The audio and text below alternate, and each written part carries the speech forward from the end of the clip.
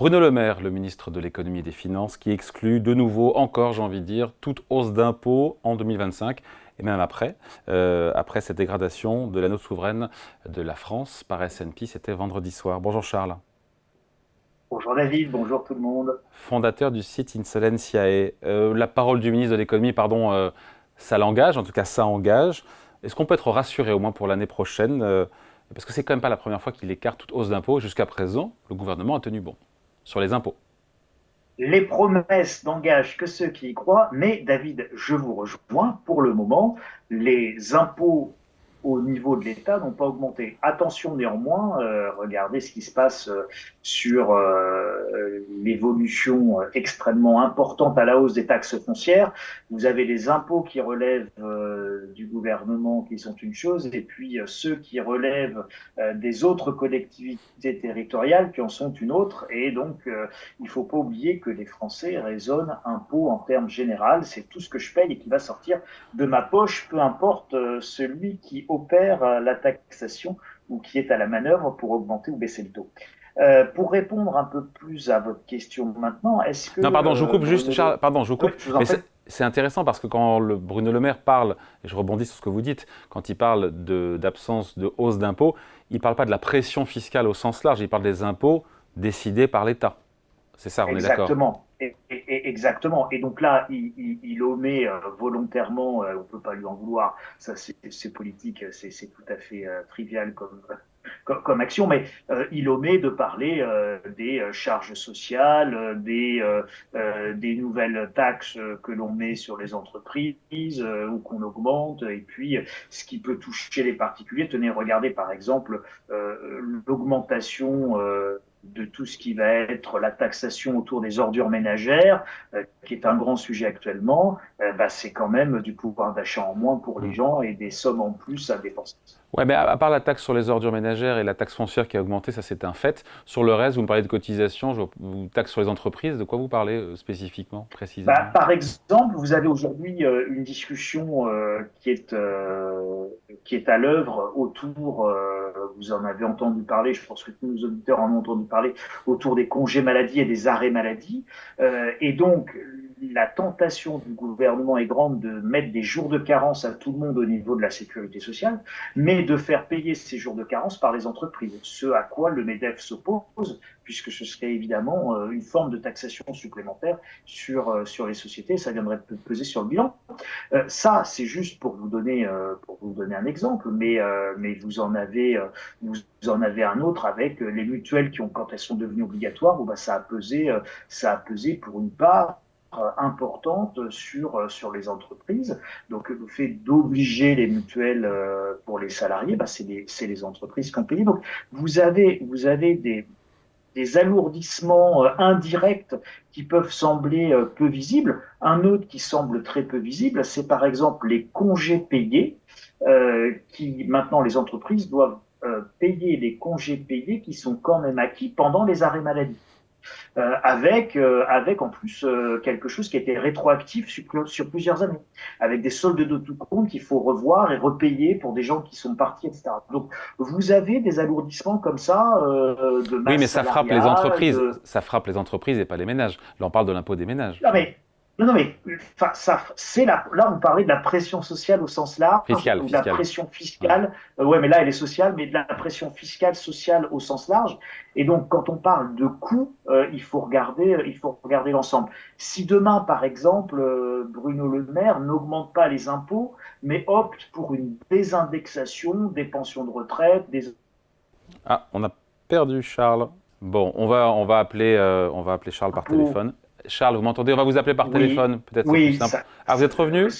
Il est moi, revenu. je suis là. Bon, Je suis alors on va là. continuer comme ça en espérant que ça marche. Vous me parlez d'une possible désindexation Oui, des retraites, des une pensions, des prestations sociales.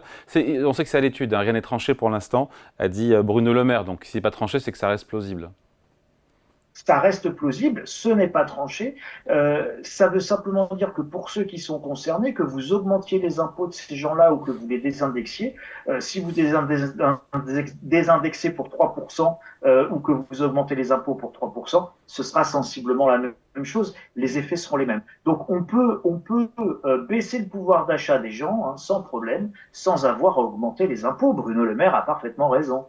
Bon, et donc sur la partie impôt pur, quand il nous dit pas de hausse d'impôt en 2025, on peut le croire sur Alors, parole?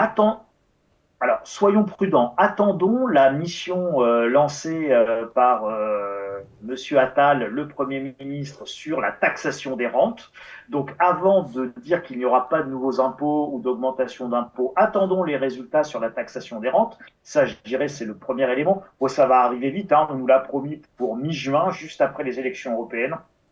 C'est après-demain, donc on va être rapidement fixé dans les prochains jours et je pense qu'on aura l'occasion d'en reparler. Et ça va nous permettre de voir un petit peu mieux où nous allons. Après, je pense, et donnons crédit à Bruno Le Maire de ça, je pense qu'il y a une véritable volonté de ne pas alourdir la pression fiscale pour ne pas envoyer un mauvais signal aux investisseurs, aux particuliers, aux ménages, etc. La question, c'est est-ce que ce sera tenable politiquement? Je vois d'ici là, est-ce qu'on ne pourra faire que des économies? Et donc le pari de Bruno Le Maire, c'est de n'agir que sur le levier de la réduction des dépenses.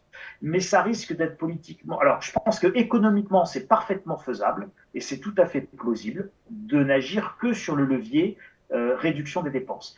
Mais politiquement, c'est Ah, de nouveau, de nouveau, on a perdu Charles. On réessaye. Charles, vous m'entendez ou pas? Non, manifestement. Charles, vous m'entendez? ou un Ah, nouvel impôt sur la fortune ou ce genre de alors on choses. vous a perdu de nouveau, Charles. C'est compliqué. On va finir Oui, là-dessus. est-ce que je suis de retour? Oui, vous me disiez quoi sur Je disais que l'aile gauche, je disais que politiquement, ça risque d'être compliqué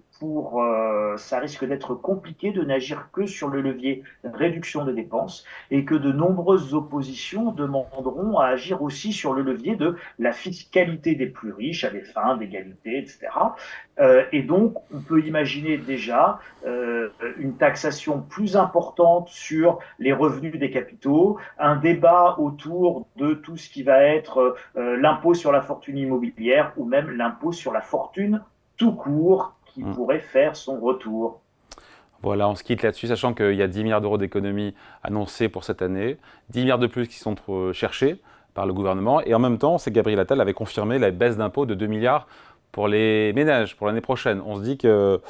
Est-ce que c'est compatible d'ailleurs, les deux? Non, je ne pense pas que ce soit très compatible et je pense que ça ne sera pas 20, ça sera plutôt 30 à 40 milliards d'euros d'économies qu'il va falloir retrouver et trouver si on veut éviter un drame, et je pense que M. Artus vous en parlera et nous en parlera et détaillera ça, mais je crois qu'il y a un vrai sujet. Effectivement, Bruno Le Maire disait hier dans son interview, ou avant-hier dans son interview chez l'un de nos confrères, que la dette de la France restait au niveau A, c'est-à-dire la haute qualité, le high grade, c'est vrai, mais enfin, on est au dernier niveau du high grade, donc la prochaine dégradation, on change de catégorie, et là, je pense que par contre, c'est plus du tout la même histoire en termes d'arbitrage sur la dette française.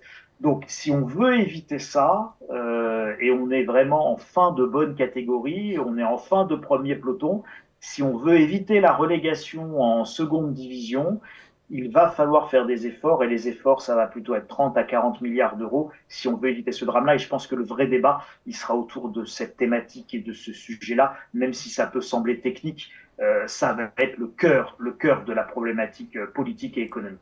Allez, merci beaucoup. Point de vue signé Charles Sana, fondateur du site Insolencia. Et merci Charles, bonne semaine. Merci David. Ciao. Merci à tous.